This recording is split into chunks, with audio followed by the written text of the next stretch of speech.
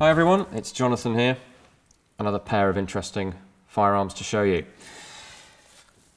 They're both the same type, in case you hadn't guessed, with a couple of subtle differences. I never like to leave one out if we've got more than one and they're different. So this is the BSA 28P. And no, I don't know what the P stands for. That's something that we still have to go back and find out. So we'll look at the rifle in detail in a moment. This is a 1940s design, immediately post-war. 1948 is when this would have been designed by a Claude Perry and a Roger Wackrow. Slightly unusual surname there. They were both designers working for the Birmingham Small Arms Company, which is what BSA stands for, if you didn't know. So, where does this fit in the history of British firearms? Well, we have covered before the SLEM, the SLEM, and how that relates to the FN-49, the Belgian self-loading rifle. So that was a late war design that was mooted and then kind of set aside. This is a bit later. So Britain is looking again at no longer self-loading rifles, but automatic rifles, capital A, capital R, because it fits in this whole hierarchy of British small arms, LMG, MG, SMG, and, well, self-loading rifle, SLR. It's what we ultimately ended up with the Belgian FN, FAL, the L1, A1. So in the middle of those is this thing. And what this is up against, it's actually the EM2, which we've talked about quite a bit on this series and constitutes, I think, 3 chapters of my book on British bullpups. And it was sort of the winner of a series of trials, but at the same time the loser, because, well, politics, to put it in one word. And we ended up with that FN rifle. So, but this thing was up against not only the EM1, but the EM2, the Thorpe-designed EM1 automatic rifle, as well as that Janssen-designed EM2 automatic rifle.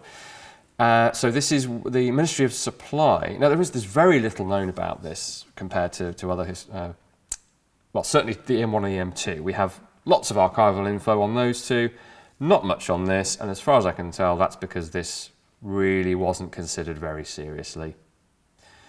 Professor Matthew Ford, who looked into this for his book Weapon of Choice, which I recommend, kind of overlaps a little bit with my book, but is much more about weapons procurement and military history, politics, and how firearms are actually selected, which isn't just the best technical design around. Very interesting. And he found virtually nothing. There's an article by a Major Hobart in Guns Review summarising the one very slim archive file we do have on this rifle, which is from a trial, which I'll talk about in a moment. To explain the sort of the generic features of this, I mean, it does look a little bit reminiscent of, I don't know, a giant M1 carbine, maybe an M1 Garand with a box magazine, and there is a bit of inspiration there, definitely. The conventional shotgun style rifle stock. At the rear, actually, it's a little hard to show, and I'm not inclined to pop this out to show you, but we might be able to get you a close-up. Like the M1 carbine, the sling is retained by a little oil bottle. That's probably the best feature of this rifle, because it is excessively complicated, as you're going to see. So you can take the sling off, you pop out the sling loop, effectively, and it's a little oil bottle. So that's nicked from the Americans. The overall configuration is very reminiscent of the 2 M1s, the M1 carbine and the M1 Garand. The operating rod system of operation, well, so it's a long straight gas piston in here, which we'll hopefully be able to show you a bit later on. A cocking handle on the right hand side, and there's an operating rod connecting the piston to the bolt. So that's very inspired by the M1 Garand. However, it then departs from any M1-based reality, if I can put it that way. So if we pull back the cocking handle, you see how the rear of the bolt group is separating from the front. The actual bolt headpiece stays put, and that's basically how this works. So gas is tapped off at the front as normal with gas operated systems. This is the piston housing up here. And then the operating rod translates that rearward movement to bolt movement. And then at that point, can you see the bolt itself, the bolt head, is being levered sideways out of this receiver. So instead of tilting downwards, like say a Sturmgewehr bolt, it is tilting sideways to unlock it from the shelf inside, and then the whole thing is free to move to the rear. And it will come back and lock open on this empty magazine. So it does have that feature. Fairly typical rock-in magazine. And then we don't have a bolt release, so we would have to simply pull back off the catch and let it fly forward. We'll want to have a look at the markings in close-up. Really nicely. This whole thing, I have to say, for as much as I'm going to criticise it, and I am, it's beautifully made and finished, and the markings are very nicely placed on there. Self-explanatory, I think. Two different patterns of rear sight, or sight full stop. That will make sense in a moment when I show you the other rifle, but this is a sort of insert in the top of in this channel in the receiver, and in this case it's fitted with a simple single position aperture sight. It is adjustable for elevation. There's a drum which we can turn, and the thing is pivoted at the front, so we can crank that up to maximum elevation, which is, I believe that translates to 550 yards, which is oddly specific. But you can see there that obviously raises the front sight quite considerably.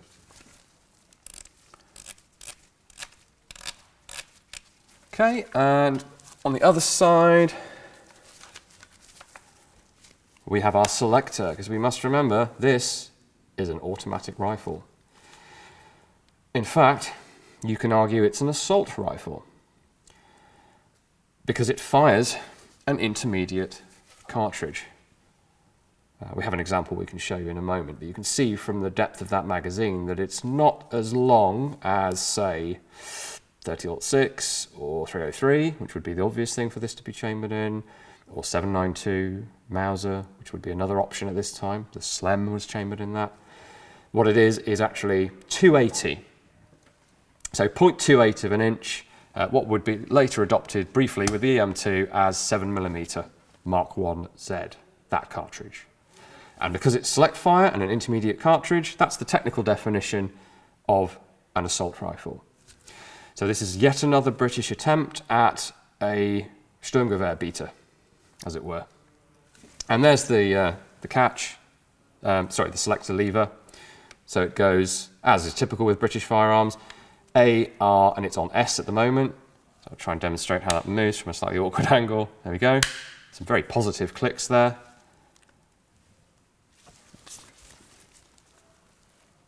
Back the other way. So automatic, repetition, safe. Front sight. Now I should point out we're missing the sight protector here. So there would be a hood clipped onto here that's been lost, and I've never seen a photo of it that I can remember anyway. So we have our exposed blade front sight there, and that's integral to this gas block here, this beautifully machined and finished gas block. That is not the case on our other example. So this one, I should have pointed out actually, is serial number 1. It literally says number 1 on it, NO1. So that's very nice to have. And then number 7, serial number 7. By the way, there was about between 12 and 15 of these made. Not a long production run at all. At least 3 others survive that I'm aware of. Imperial War Museum have one, for example. One came up at an auction house in 2013. So number 7 has no front sight. There's not even a space for one to go. It's completely smooth, this gas block. And that's because this one has a completely different sight fitted. So in fact, that whole housing has been replaced by this housing, which contains a tiny little, what appears to be telescopic sight. But those of you who know the EM1 and the EM2 will know that that is in fact the unit sight. So called because it's a unitary single power, as in a one unit, one thing, a 1 times optical sight. And I don't think we'll be able to get you a view down it, but we can try. But what's in there is a single inverted pointer with tiny little aiming marks on it. So it's exactly the same as would be on the EM1 and the EM2. This is fitted for a bayonet. The number 5 bayonet, we have one here without the scabbard, just to show you how that fits. So the bayonet lug you've probably seen. And so this is the number 5 bayonet, the same as fitted to the Sterling submachine gun that was already being worked on at that time.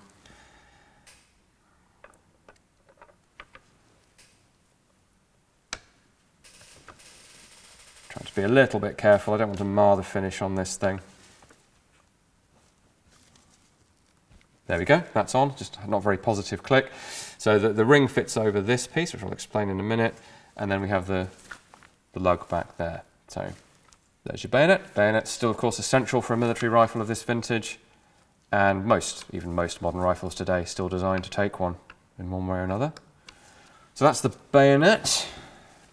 I should mention the sling, because both of these come with their slings still attached, which is nice. It's often the slings are separate or lost entirely.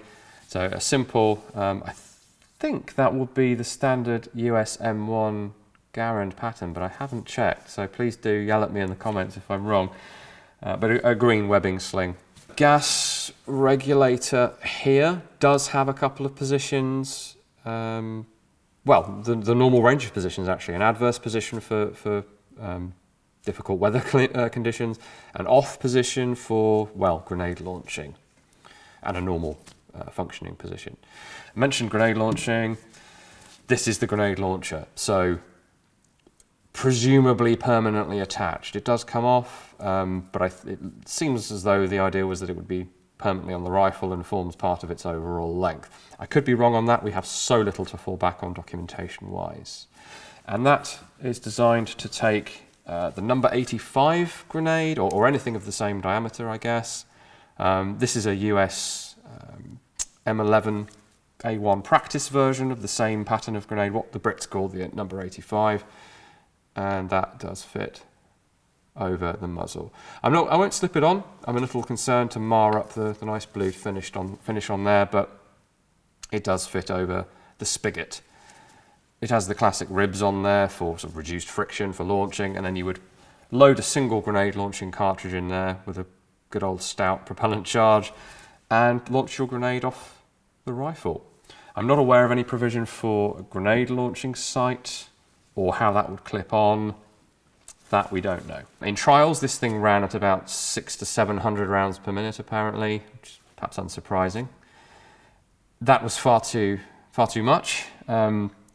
Accuracy on automatic fire was found to be absolutely appalling, and so a rate-reducing mechanism was designed into this receiver inside here. Very complicated. It involves and I thought Major Hobart was kidding when he said this, but a rack and pinion system, and that's attached to a spring, and there's a long lever in there, which basically forces the whole system to slow down. So the bolt has to overcome this lever and an internal rack and pinion that you can hear clicking. Again, we'll try to show you that. But if not, that's my best explanation for it. Very, very complicated. But that brought it down to 300 rounds per minute, which is very slow. I mean, that's like the slow rate of the A2, M19A2 Browning automatic rifle, which is a rather different take on an automatic rifle. Not really in the spirit of the Sturmgewehr, which is really what this is trying to be or beat. So, what little we do know of this, and there is a trials report that you can come and see, along with the other archival material here at the Royal Armouries by appointment. There was a trial against 3 examples of the EM2 in its original state. We actually still have one of those in the collection, rebuilt multiple times, but it's the same original gun. And an example of the FN Carabine Universelle, which became the FN FAL later on and beat all of these guns, including the EM2 and the EM1 and this. This dropped out very early on, though. The trial was not successful. Accuracy was very poor. The EM2 was required to make 3 MOA equivalent. This is not quite how the Brits did it, but equivalent to 3 minute of angle. So for those of you who know that system, 6 inches at 200 yards was the actual requirement. This thing was doing very poorly. So accuracy at 200 yards was a group of 6 by 11 inches on semi-automatic and 9.5 by 9 inches. So they did two tests. Obviously one of those is, well, they're both equally not that great, to be honest. That's what, 5.5 MOA, something like that, or worse. And group sizes on automatic of 34 by 21 inches and 51 by 42 inches. Absolutely massive spread on automatic fire. Now that would have been from the shoulder, again at 200 yards. So not kind of how we would use a rifle today in automatic fire, but that was the test standard for the day. They're trying to develop a light automatic rifle that's controllable for bursts from the shoulder, and this wasn't it. It's worth noting that all of the rifles in this trial were in the British .280 caliber, except for the control rifle, which was the US M1 Garand. Appropriately enough, that was the gold standard for the self-loading rifle in the 30s, 40s, 50s. And we can vote on when it no longer was the gold standard. But now, of course, that was a self-loading only rifle, but of course, equally obviously, the primary use of an automatic rifle was still going to be in semi-automatic mode. So it was still a valid control for the trial, and that one was still in 30-06. Reliability-wise, again, this did not do well. Major Hobart publishes the one picture we have of this in the archive, which is of one of these guns exploded because there was an out-of-battery detonation and it blew the bolt out of the side of the gun. And unfortunately, the only total failures in this preliminary trial, this was, by the way, before a 1950 set of trials in earnest, where the Brits would pick the best of their rifles and put it up against the Belgian FN, whatever else the Americans were going to put in. So this was like the quarterfinals almost of the, the light automatic rifle trials, the joint ones anyway. So there were stoppages with all 3 systems, but the only complete failures were the M1 in the mud test and the BSA in the sand test. Now, both of those results make a certain amount of sense when you think about how open the actions are on both the M1 and on the BSA. There's plenty of space for stuff to get in there. For those of you who've seen the in-range TV mud tests, you get the idea. If you can keep mud and dirt and sand out, you've got a much better chance of keeping the thing running. So again, not a stellar result.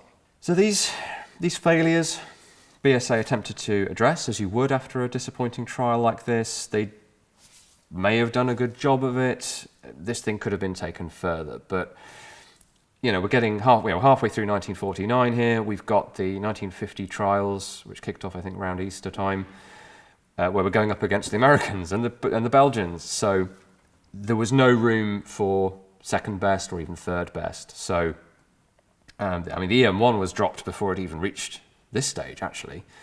And the BSA was deemed to be in too much need of corrective work to proceed. So all of the eggs went into the EM2 basket, and the rest is history. And the EM2, sadly, was also history. And we ended up with the L1A1 SLR. Thanks for watching, guys. We really appreciate it.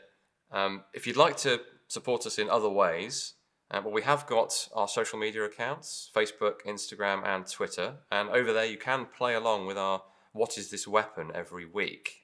Those teasers, if you like, do tie into this video series, but you're just as welcome to watch the series on its own as well. And of course, any other content that we put up on the Royal Armouries YouTube channel. And of course, the usual like and subscribe, that would be great. If you'd like to donate to us, you can find out how to do that from a link in the description. You can even become a member of the Royal Armouries as well, also in the description. But most of all, thanks for watching. See you next time.